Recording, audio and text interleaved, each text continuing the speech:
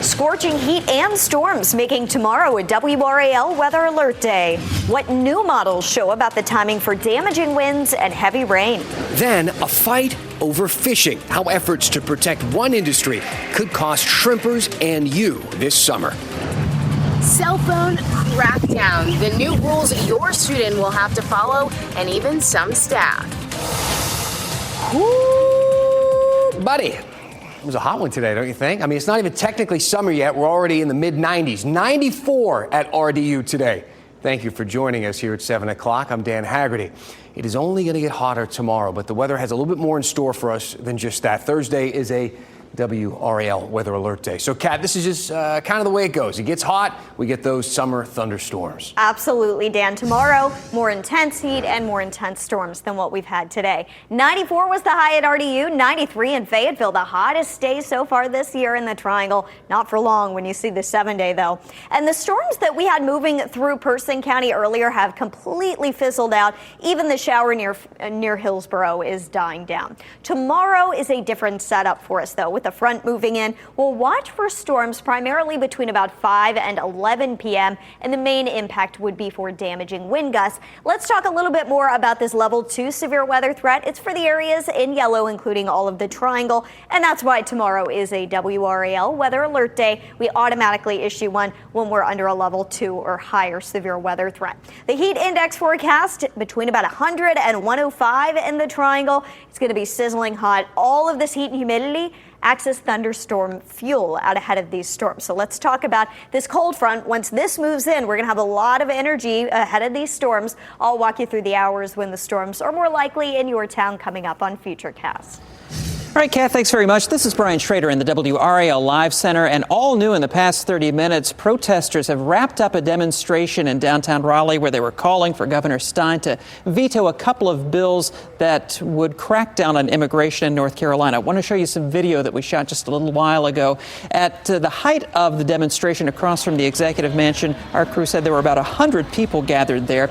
They're calling on Stein to veto those two bills, one of which compels state employees and agencies to cooperate fully with ICE in their detention efforts, and also one that toughens the law that already requires sheriffs to cooperate with ICE. A couple of representatives from Stein's office went out to the protesters about 6:30 and collected a box of letters that they had written. Of course, so far, Governor Stein has not said what he intends to do with those bills. All right, thank you, Brian. We know a lot of you are just getting caught up on the news right now, so let's tell you the 5 things you need to know.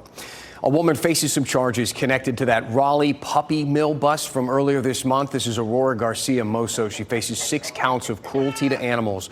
More than 100 dogs and puppies were rescued from her home. The animals were extremely underweight. Many of them were suffering from skin and hygiene issues.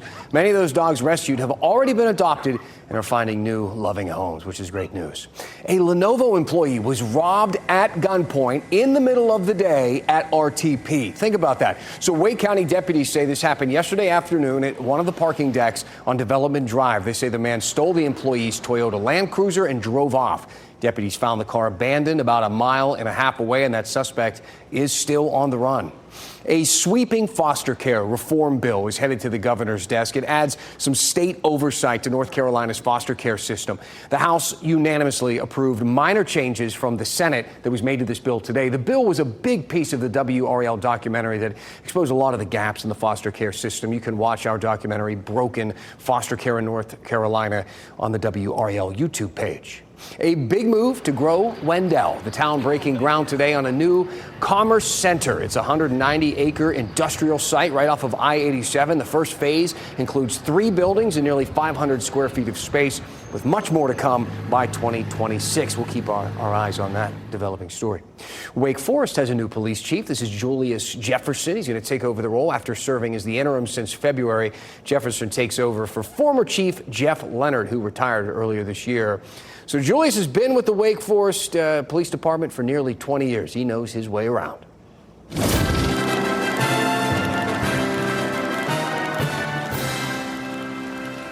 It reeks of the same old sleazy backroom politics that caused North Carolina's endless fish wars. That's your quote of the day, and it's coming from State Senator Bobby Hanig of Dare County. And what a quote it is. I was not aware that North Carolina was in the middle of a fish war.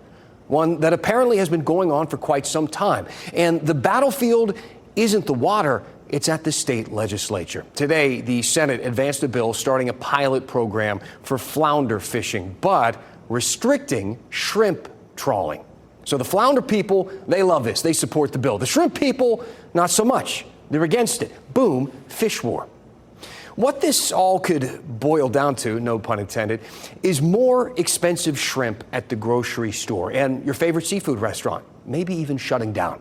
WRAL Capitol Bureau Chief Lauren Leslie explains what lawmakers are calling Shrimpgate.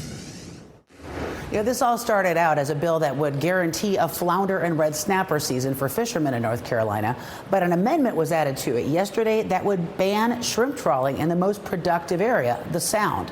Commercial fishermen said that will spell the end of the commercial fishing industry in North Carolina, and they say they're the victims of a shady backroom deal. Senator David Craven sponsored the amendment to ban shrimp trawling in Pamlico Sound and near the shore. He said lawmakers will try to find a way to provide financial help to those the bill would hurt. There is no intent from anybody in this General Assembly to impact or hurt somebody's business. We simply are asking them to do what every other state does, and that is operate within a half-mile outside of our coastline. Conservationists and recreational fishermen have long wanted to ban trawling in the Sound.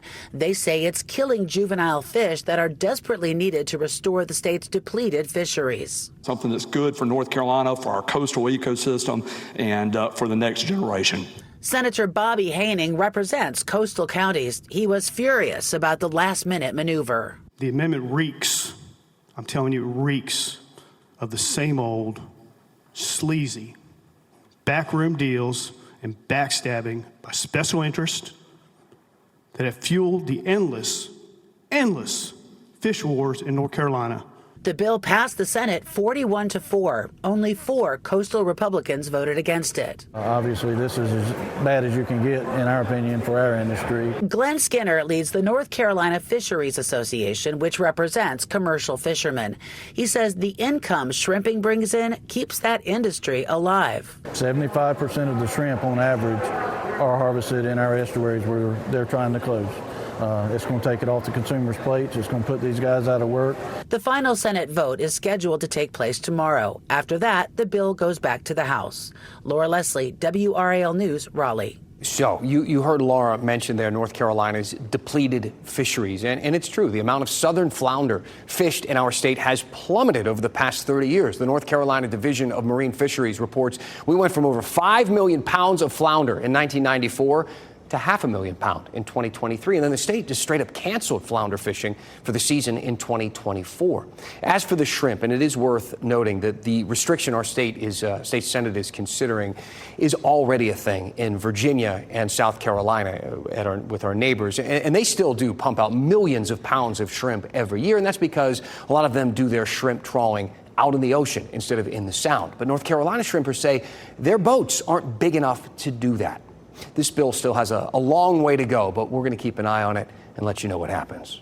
Still ahead, school districts in our area, they got all kinds of ideas to restrict students from using cell phones next year. While the school board works out all the different little details, we want to hear from teachers and parents and talk about some of the ways that phones could actually help students in the classroom.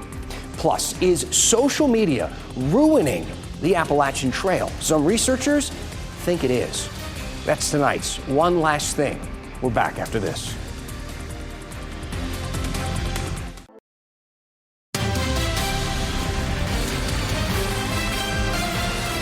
Summer break is here. We thought, what better time to talk about next school year? It's not just us. School boards are making some decisions left and right, specifically about cell phones. Wake and Franklin counties, they are banning them for students. Johnston County is banning them for the students and the teachers. And Harnett County is going to be putting them in these little pouches. WRAL's Destiny Patterson heard from some parents and teachers today as the details of these new rules start to take shape.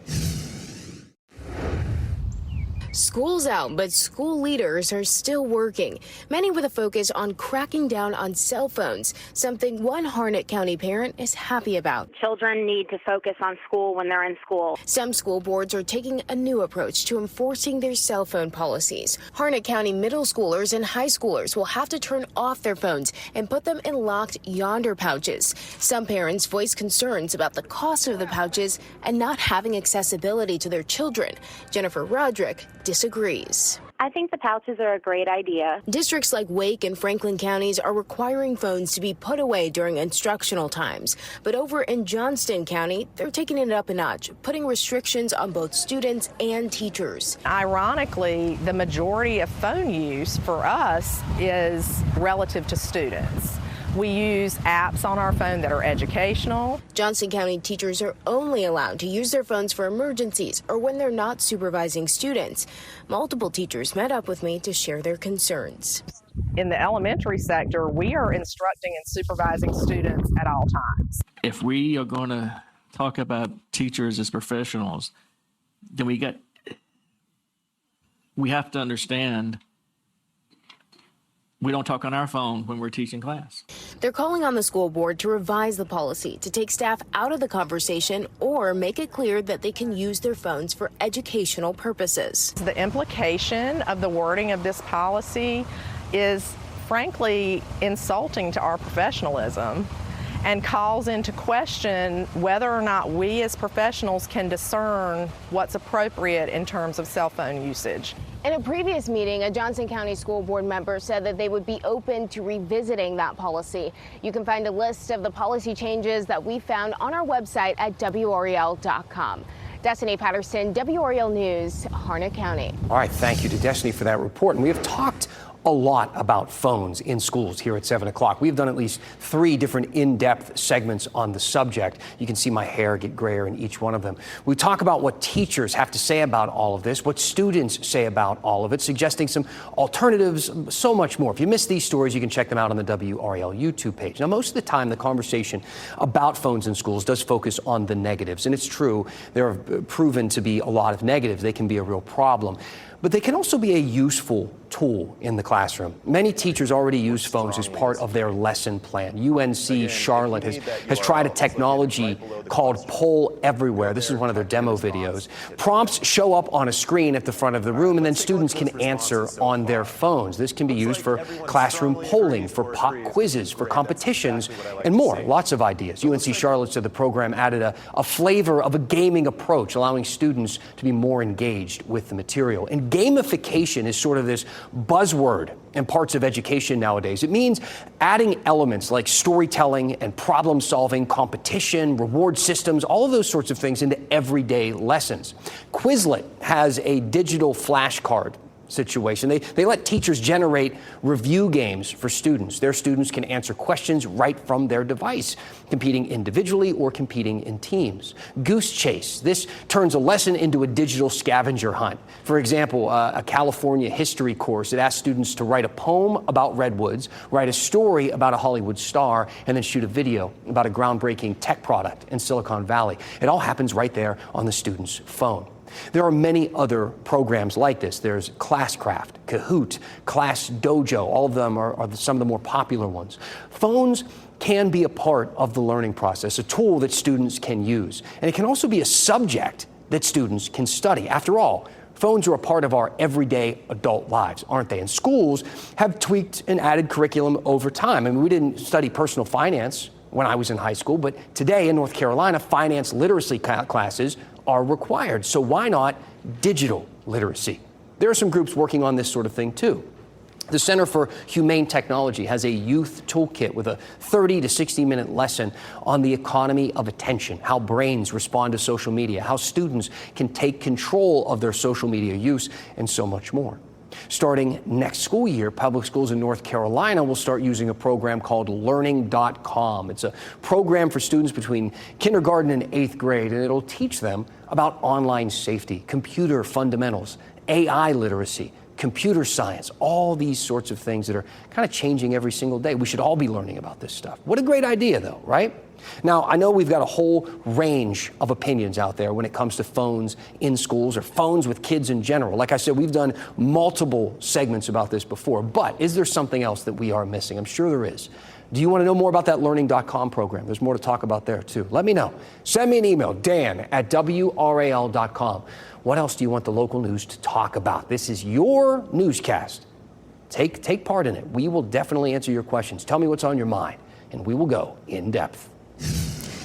Dan here in the WRAL Live Center, just getting some pretty dramatic video of a situation out on I-40 in Tennessee near the North Carolina line. It is closed right now because of flooding and an apparent rock slide, according to the Tennessee DOT. Take a look at that flooding there. Cars that are stuck in the mud also. Apparently, engineers are on their way out to this scene where they're going to remove those barriers, those concrete barriers, to allow some of the stuck vehicles to turn around. The National Weather Service has a flash flood warning in effect for that area. They say about 2 inches of rain fell in a thunderstorm just a little while ago. And this is not far from that same section of I-40 where we're seeing those lane closures from the damage that Helene did last year.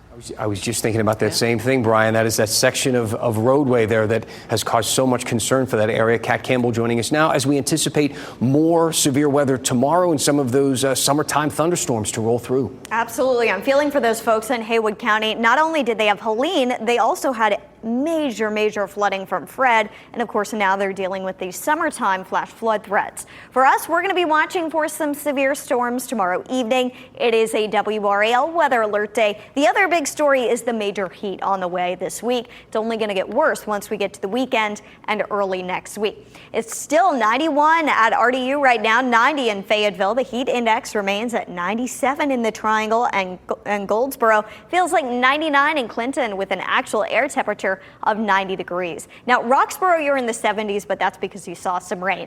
So far, today was the 10th day in the 90s for the month of June. We only averaged 10 days in the 90s during the month of June. We still have plenty more to come.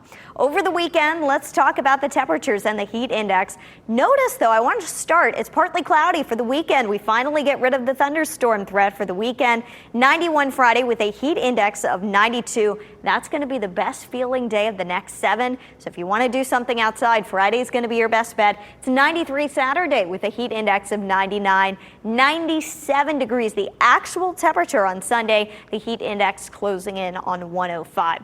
We're going to be closing in on heat index territory as we get into Sunday and early next week. Major heat risk in the forecast for tomorrow. It drops a little bit Friday before going back up over the weekend, and especially Monday and Tuesday of next week. That's when we're forecasting 99 for the high.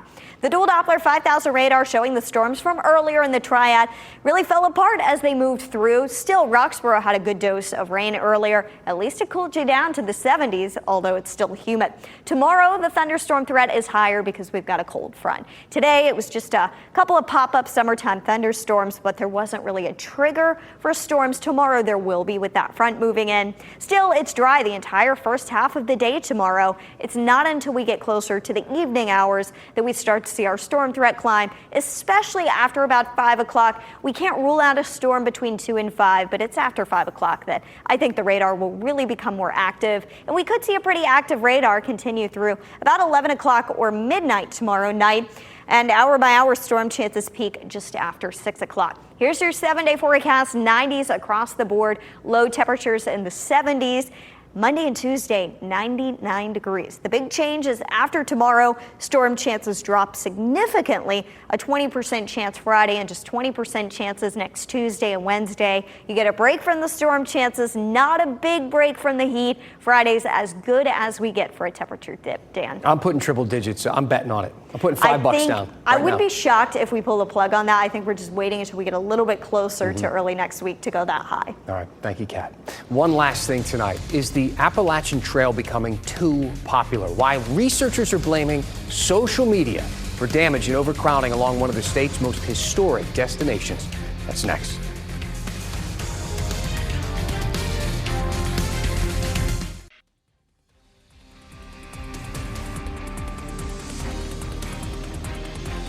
One last thing tonight. What is the #1 rule when you take a hike or you go camping? Leave no trace. But even if you do pick up all your trash and extinguish the fire, it is those digital breadcrumbs that could be a problem. You see, social media appears to be hurting the Appalachian Trail. Research out of Virginia Tech found that social media led to trail degradation and overcrowding. It turns out posting pictures and videos from all along the trail is becoming an issue. Oftentimes posts have those geo tags. That's where people can see exactly where the picture or the video was taken, and then they go and they visit that spot themselves. And a few popular sites along the trail have become too popular. Places like Max Patch or Virginia McAfee Knob, which can sometimes see 600 visitors in a day. More people means more problems like soil erosion, root exposure, littering, vandalism, and that means more work for trail managers, and it can be really tough to keep up. The researchers acknowledge that hikers and Instagram posters often mean well. They aren't trying to overhype the trail, but perhaps they can use their internet skills for some good. The research suggests taking some photos of areas of that trail that might need maintenance and then sending those photos to trail managers. Now look, I love taking a hike and posting a nature photo just as much as the next person. But getting out into nature, hiking the Appalachian Trail, is about disconnecting, right? Creating space for some self-reflection, for some appreciation for the world around you. It's good for you. And apparently, staying disconnected is good for the trail as well. Just keep that in mind, perhaps, the next time you go into the great outdoors. Thank you for making WRAL your choice for local news. We got our next newscast at 10 o'clock on Fox 50. We'll see you there. And then back here at 11 o'clock on WRAL. Speaking of nature being beautiful, have a great night. Keep watching WRAL News over the air channel 34 and Spectrum channel 1257.